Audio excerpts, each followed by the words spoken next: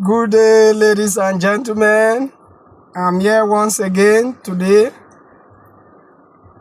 to talk to my viewers about the initial topic I took some few days ago on training a child is more easier than changing an adult.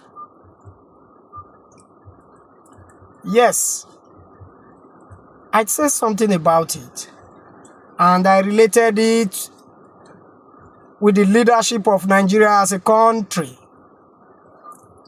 And I gave some analysis on some of the head of states and presidents that we've had in this country. And I look at their ages, and I look at our economy, and I look at our infrastructures so far from 1960 to about 2000. I took some statistics of 35 years to about 40 years and the ages of leaders that we've had as a nation. And I looked at our developmental sequence and I begin to draw some conclusions that what has led us into what we're experiencing today could also be as a result of untrained children who do not have values for integrity, who do not have value for nation building, who do not have value for keeping national names, who do not have value for keeping the legacies that were handed over to us by the British. And I went back to look at our independence from 1960, and I told myself, why have we find ourselves in this kind of mess? Yes, complaint here and there, a lot of stress and frustration all around the country. You see unemployment moving at a statistical level of an Apes graph. And you begin to imagine, why can't we solve our problem as a nation? Yeah, South Africa got their independence not quite long. Around 80s, we knew what they passed through in the apartheid period. And we supported them. But today, if you look at the GDP of South Africa, if you look at the economic structure of South Africa, it's nowhere to compare to us. And I went back and looked at the ages. Could it also be the ages of persons who have led this country? Could it also be that the period that we had, the military regime has also brought us this harm? But then, talking about military regime, most of the infrastructure that we had as a nation were built by some of these military persons and leaders. And a lot begin to go into our mind and heart. Yes, few months or few years ago, a lot of us were saying we are tired of aged leaders. We had Buhari who was above 70, and now we want to have Tinubu again. And we rebuked him and never accepted him. A lot of us who are young people in the country struggled to accept him. But let me give you little statistics about the ages. Apart from Abubakar Tafawa Balewa, who led this country after our independence in 1960, and he was there for 3 years, 66, we had Nnamdi Azikiwe, who was 58 years. After which we had Johnson Aguiyi-Ironsi, head of state, also at 41 years. He was there not more than a year, and you all know from your history how he was overthrown, how there was some sort of assassination that led to the exit of Johnson Aguiyi-Ironsi. And here comes Yakubu Gowon, who became the head of state in 1966 to 75, where we had the civil war of Nigeria. Note that Yakubu Gowon was just 31 years old. 31 years old as Nigerian head of state. Murtala Muhammed took over from him in 1975 and up to 76 before Olusegun Obasanjo took over. Remember, Murtala Muhammed was just 36 years.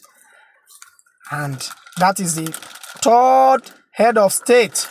The first one was 41, the second one was 31, and the third one, which is Murtala Muhammed, was 36. These were very young people that were manning hem of affairs from 1966 to 76. And thereafter, we had Olusegun Obasanjo General as the head of state in 1976 to 79 at the age of 38. My viewers, I hope you are taking record of the ages that I am giving. At the age of 38, Olusegun Obasanjo became the head of state. Thereafter, we have Shehu Shagari, who was not head of state. He's not a military person. He was voted in by Nigerian citizens in 1979. And he was there till up until 1983. And that was when we had a little bit aged person who was above 50. He was 54 as at when he got into a hem of affair to head this country, although he was voted in as civilian president. Thereafter, we had a coup that installed Muhammadu Buhari as head of state in 1985 up until 1983, I beg your pardon, up until 1985. He was just 41 years. All are military head of state. None of them were up to 50 years. And after Muhammadu Buhari, a coup that was headed by General Ibrahim Badamasi Babangida succeeded, and he took over in 1985 to 1993 at the age of 44. That is when he got this position as the head of state. Mind you, when there was a lot of chaos, that is when we have an interim government, and I'm not interested in giving his age because he was just there for a few moments before Abacha took over the helm of affair from him, put him aside, and became Nigerian head of state in 1993 to 1998. And you all know what happened. And he died on that seat. He was the oldest of all since 1966 up until 1998. He was the oldest of all. 50 years old, he took over. Oldest of all. And when he died, we had Abdul Salam. And you knew the story surrounding the entrance of Abdul Salam Abubakar as the president for some few time. And he conducted the election that brought Olusegun Obasanjo into power. And then Olusegun, who led the country some few years before now, in the 70s, from 76 to 79, he was 38 years. Several years again, about 20-something years later, he came again and became civilian president in 1999, and he was there up until 2007. At that time, he became 62 years when he manned this position. And I am giving my statistics based on the ages of the leaders we've had and the consequences on the productivity of nation building.